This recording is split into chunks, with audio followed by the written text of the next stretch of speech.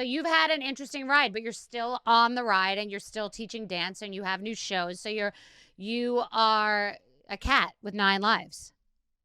It sounds like. Well, I'm very unlucky or I'm very lucky. Depends on what day it is. Well, so you are cancer free. And I'm did you go cancer-free. through, you went through, what did you do radio? Well, you want to talk, you have your doctor on now? Yeah, sure. I had 10 Okay. rounds of chemo Wow. Did that you I lose your didn't hair? need. Yeah, Wow. I lost my life. You thought you were going to die. Blood pressure 23/17. He'll talk about it. Okay. And by the way, not one kid reached out except JoJo and some of the little ones that were in the next season. Nobody came to that hospital. Nobody called, not one mother. Jill was the only mom that sent flowers to the hospital. Hi, doctor. Hi, doctor. How are you, sir? Hi, good morning, guys. How are you guys? Or maybe good afternoon your time. I don't know where you guys are, but hello. So Hi, you've guys. been working with Abby through her whole treatment? Yeah, she looks amazing. I don't really recognize her. She looks amazing. What did you think the prognosis was going to be in the beginning? I was very I remember like it was literally like it was yesterday, and I mean she knows it too. She remembers. Like I told her we're going in now. I said I don't know, we don't have the correct scan. Something is wrong. Something doesn't make sense. Maybe it's a bad infection. When we got in there, it was crazy. Her like I would say her thoracic spine, which is like your mid back, where you have 12 vertebrae from the bottom of the neck, about like 12 segments in her spine, which is unheard of. Everything was just this mass crushing her spinal cord. Like it was like completely engulfed. Like she went from walking completely normal, everything totally fine within 48 hours. Like, what were the symptoms? First, I thought I had a sinus infection. Now, Bethenny, I get out of prison. I'm driven. Everybody else's parents pick them up from prison. They go to lunch. They take them to the halfway house. It's all. Where was the prison? Victorville, California, out in the desert. On a 1 to 10, 10 being torture and 1 being enjoyable, what was prison like? 7, 8. It was really shitty. Some of it, the women I met, and I read 150 books and I lost 120 pounds. Wow. Did you meet did you meet anybody you're still friends with? Absolutely. Yes. You met good friends? Yes. And they're out? Friends. Wonderful friends. Yes. And they're out. Okay. Yeah. And one of them works with me. Yeah. Oh, wow. So she came out of prison and how soon after did she go to you? Well, no. So what happened was she was having issues, right? She was having some issues and the prison kept basically blowing her off. And having neck pain. Yeah. So yeah, that's actually a big problem. She was having issues, some thyroid issues. They kept blowing her off. And then she was having neck pain. They kept saying, oh, you're doing this on purpose, kind of like. Oh, wow. I've never heard of that. That's crazy. Well, sometimes unfortunately, people who go into these prison or halfway houses, I've seen like they want to fake something. Yeah, exactly. Yeah. I personally seen it. But I think no matter what, you got to investigate. You can't just blow people off. No, that's insane. That's crazy. That's a legal matter too. I mean, it's amazing. Wow. Okay. So she was having issues there. Yes. So they kept blowing her off. And then she came to me, excruciating neck pain. I remember it was on a Friday and I'm telling her, we got to get MRI right now. And she couldn't get the MRI because she was in too much pain. Oh my God. She couldn't lay down. I said, okay, we're going to admit you. That was Friday. Okay. I told her we're going to admit you on Friday. So we admitted her on Friday. And then we were trying to get the MRI, but she couldn't lay down because she needed to be sedation, and they were not providing the sedation. So then basically there's another test called. This is immediately out of prison. She came to you? Yes, about like a couple weeks out. Okay. Something like that. Okay. So then I remember we admitted her to the hospital trying to get the MRI, but I wanted to get the MRI with sedation. And it's a whole, it's a big deal to do MRI with sedation. You gotta set up anesthesia. It's just a lot of work. And a lot of hospitals may not be equipped to do it, especially over the weekend. So, I mean, she was fine. So then on Sunday, she starts, while we're waiting for this MRI, on Sunday, she starts kind of a little bit feeling something in her extremities. And then by Monday morning, literally overnight, she starts losing function. Oh my Like God. I mean, she went from walking everything Friday and Saturday to like Monday morning, Oh my God, starting to lose function.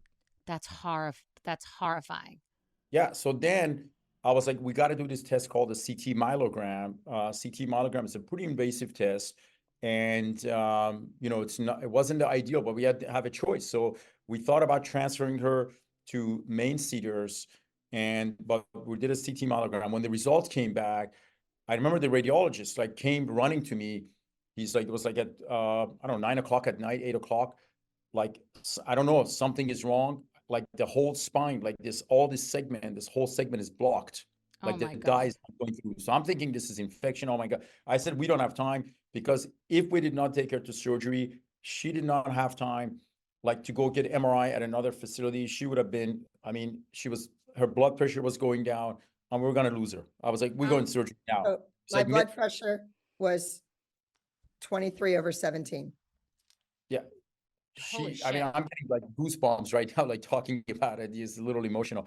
I remember it was midnight. I called my wife. I'm not coming home tonight. We got to take her to surgery. We're going in. Oh my And God. we're up, and That's horrifying. I've never seen anything like this. I mean, for a Burkitt lymphoma, this cancer, to grow What's it so called? Because rapid. what's it called? Burkitt. Burkitt lymphoma. Okay. Yes.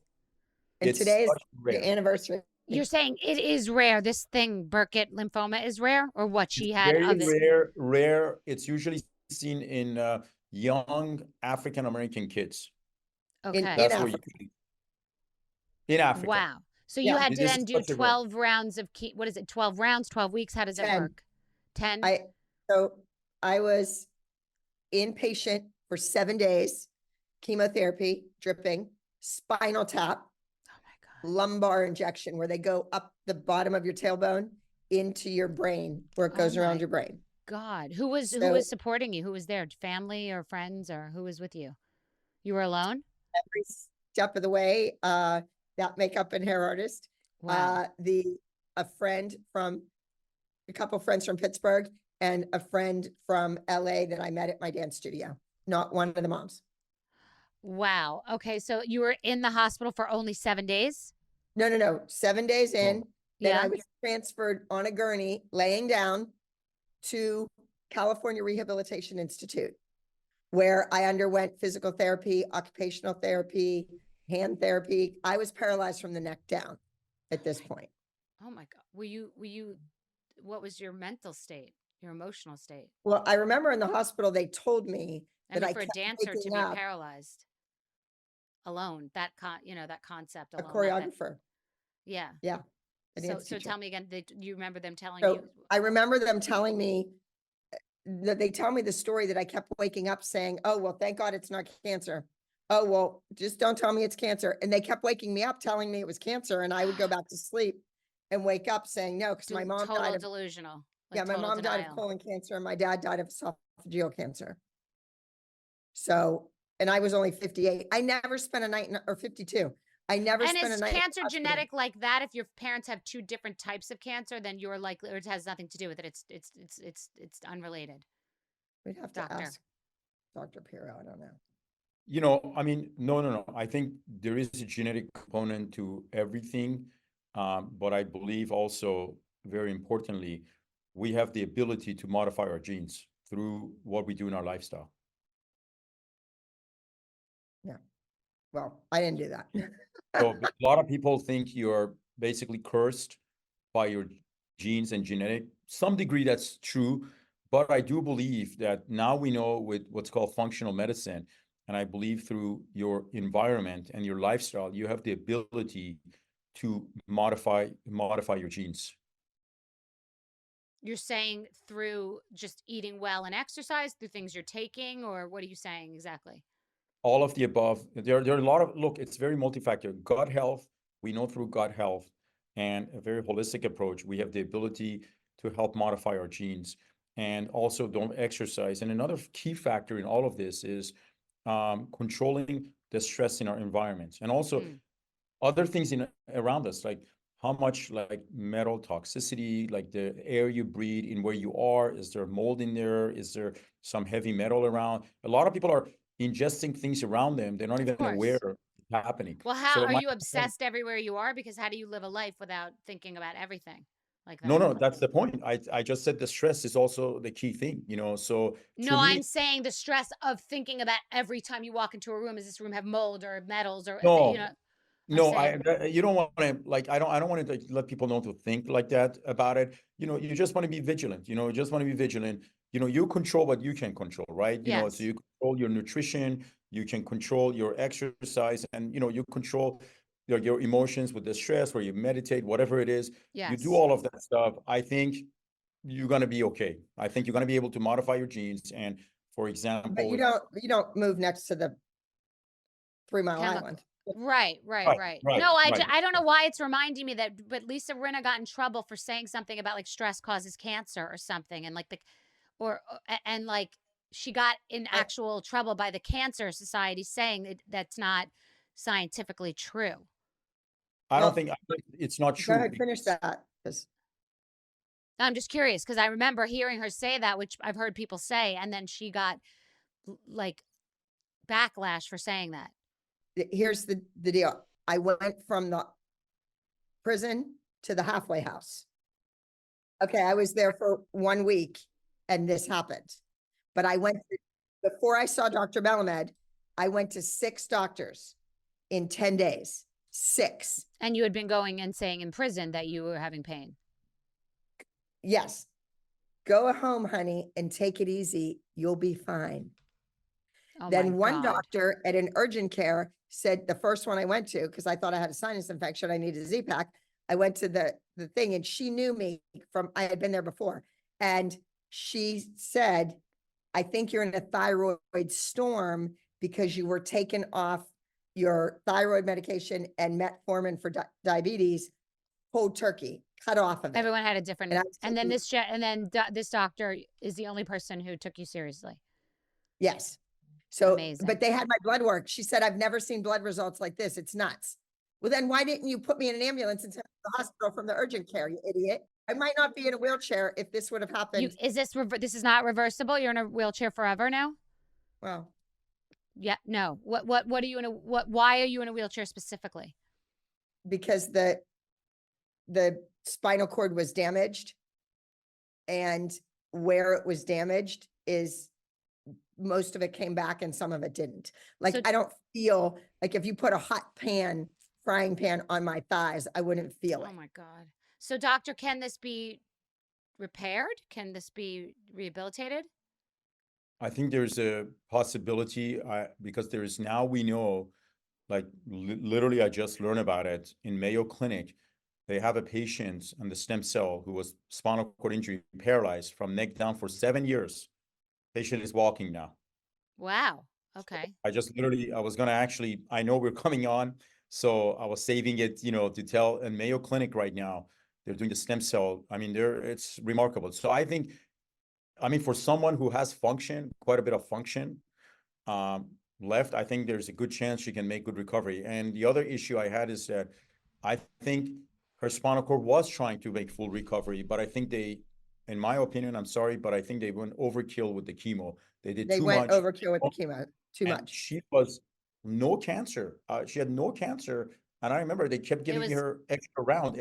I'm like, Yeah, and spinal cord. Dr. Piro, who's my oncologist, he snuck me out of one of the days I was going from chemo to physical rehab. He made me stop at his place to do a full PET scan on me to see where the cancer That's such an lies. interesting thing. I've never, it's like selling past the point of, yes, were cancer free and you were still doing that. I've never I heard had either. PET Wow. scan, not Wow. one cell of cancer, and yet I underwent 7 more because Oh my God, 7 more. Wow. Oh my yeah, the God. hot was shot very at upset. No, that hot is poison. I shot. mean, that's like unnecessary poison in your body, I would assume, Yes, right? Exactly. and again, that's a doctor not listening to the patient.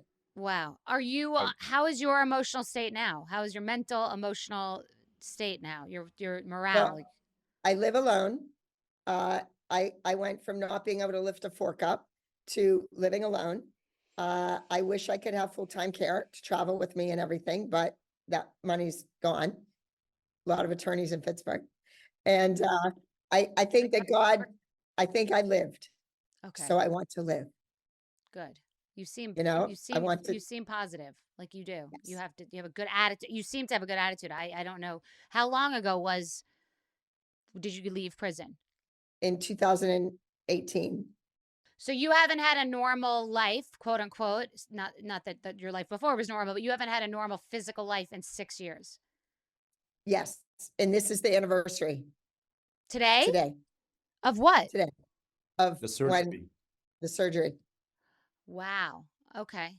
Well, it sounds like it can only get better from here if you're healthy and emotionally healthy and mentally healthy and also taking care of yourself. So Yes. what a shocking story. Wow.